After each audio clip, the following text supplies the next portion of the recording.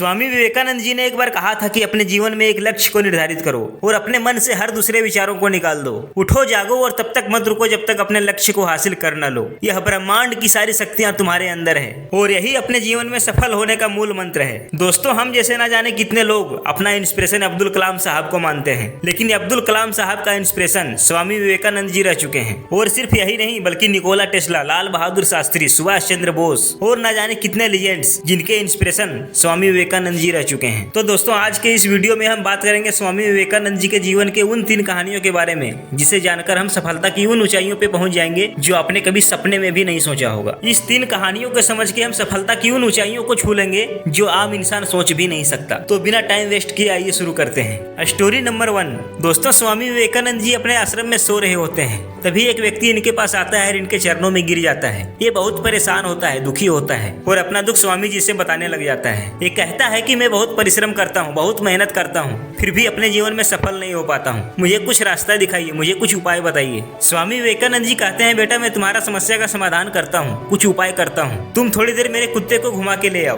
तब तक मैं तुम्हारा समस्या का समाधान ढूंढ रहा हूँ। वो व्यक्ति स्वामी जी के कुत्ते को लेता है और घुमाने के लिए चल देता है। थोड़ी देर बाद जब वो वापस आता है तो स्वामी जी उनसे पूछते हैं, बेटा ये कुत्ता इतना थक क्यों गया है, इतना हाँफ क्यों रहा है? लेकिन तुम तो बिल्कुल भी नहीं थके हुए दिख रहे हो, तुम तो जरा सा भी हाँफ नहीं रहे हो, फिर ये कुत्ते को क्या हो गया है, ये इतना क्यों हाँफ रहा है? तभी वो व्यक्ति बोलता है कि महाराज जी मैं तो अपने रास्ते में सीधे सीधे जा रहा था, लेकिन ये कुत्ता जब भी इधर उधर कुछ भी देखता तो उसके पीछे भागने लग जाता। ये रास्ता में सीधा नहीं चल रहा था, इधर उधर भागता फिरता था और इसी वजह से ये थक गया है और मैं बिल्कुल भी नहीं थका हूँ। स्वामी जी मुस्कुरा करके उस व्यक्ति से बोलते हैं कि बेटा तुम्हारे सवालों का जवाब भी इसी में छुपा हुआ है जो तुम हमसे बता रहे हो। तुम्हारी सफलता की मंजिल भी तुम्हारे सामने होती है, लेकिन तुम भी इधर उधर भटक जाते हो और इसी वजह से थक जाते हो, ज्यादा मेहनत करते हो। तुम भी अपने मंजिल को छोड़कर इधर उधर भागते रहते हो, इसी वजह से तुम्हें अभी तक सफलता नहीं मिली है। तुम्हें भी अपना ध्यान को इधर उधर से हटाकर अपने मंजिल पे फोकस करना होगा, तभी तुम सक्सेसफुल हो पाओगे। तुम्हें हमेशा अपना ध्यान अपने लक्ष्य पे केंद्रित करना चाहिए।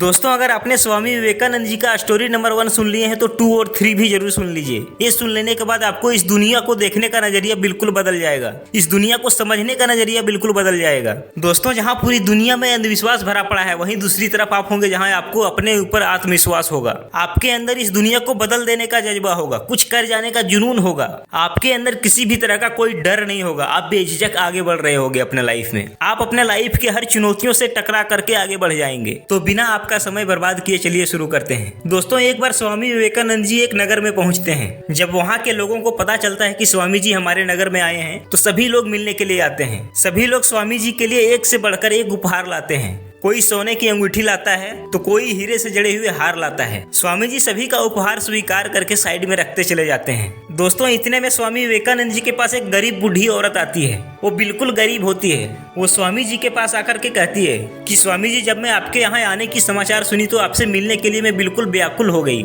मैं बहुत गरीब हूँ, कर्ज से दबी हुई हूँ और मैं आपके लिए कोई भी उपहार नहीं लाई हूँ। लेकिन स्वामी जी, जब मैं खाना खा रही थी तो मेरे पास कुछ रोटी बची हुई थी, वो मैं आपके लिए लाई हूँ। अगर आप इसे स्वीकार कर लेंगे तो मैं अपने आप को धन्य समझूंगी। स्वामी जी, अगर आप इस गरीब और लाचार बूढ़ी औरत की एक रोटी स्वीकार कर लेते हैं तो मुझे बहुत खुशी मिलेगी। दोस्तों, वहाँ आसपास खड़े लोग बूढ़ी औरत को घृणा की दृष्टि से देखने लग जाते हैं। वो लोग कहने लग जाते हैं कि ये बूढ़ी औरत कितनी बेवकूफ है जो स्वामी जी को सूखी रोटी खाने के लिए दे रही है। ये सब देख करके स्वामी विवेकानंद जी के आंखों में आंसू आ गए। उन्होंने महिला के हाथों से रोटी ली और बड़े चाव से खाने लग गए। बाकी लोगों को यह सब देख करके काफी बुरा लगा। वो लोग कहने लगे कि स्वामी जी, हमने तो बहुत अच्छे अच्छे आपको उपहार दिए हैं, उन्हें तो आपने साइड रख दिया, लेकिन इस बूढ़ी औरत ने एक रोटी दी और आप बड़े स्वाद से खा रहे हैं। दोस्तों, यह सब सुन करके स्वामी विवेकानंद जी मुस्कुराने लग गए और बोले, देखिए आप लोगों ने मुझे अपनी पूरी संपत्ति का थोड़ा सा हिस्सा दिया है। आप लोगों ने मुझे जो भी सोने की अंगूठी और हीरे की हार दिए हैं वो अपनी संपत्ति से कुछ हिस्सा निकाल करके मुझे दिए हैं। लेकिन इस बूढ़ी माँ को देखिए जो इनके पास कुछ भी नहीं है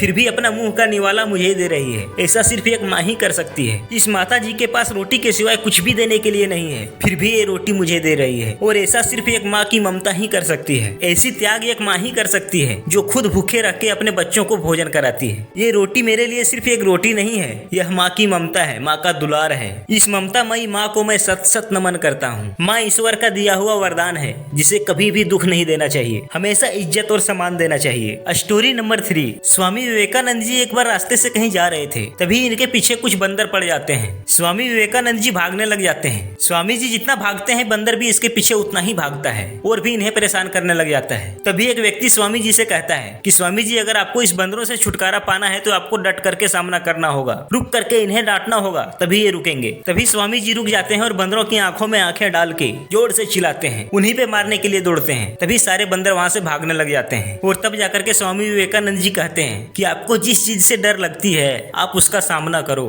तभी वो डर आपके अंदर से भागेगी, तभी उस डर से आपको मुक्ति मिल सकती है। तो दोस्तों आज के लिए इतना ही, मिलते हैं नेक्स्ट वीडियो में, तब तक के लिए जय हिंद, वंदे मातरम। आगे और भी इसी तरह की वीडियो देखने के लिए मेरे चैनल को लाइक, कमेंट, शेयर और सब्सक्राइब जरूर कर लीजिए।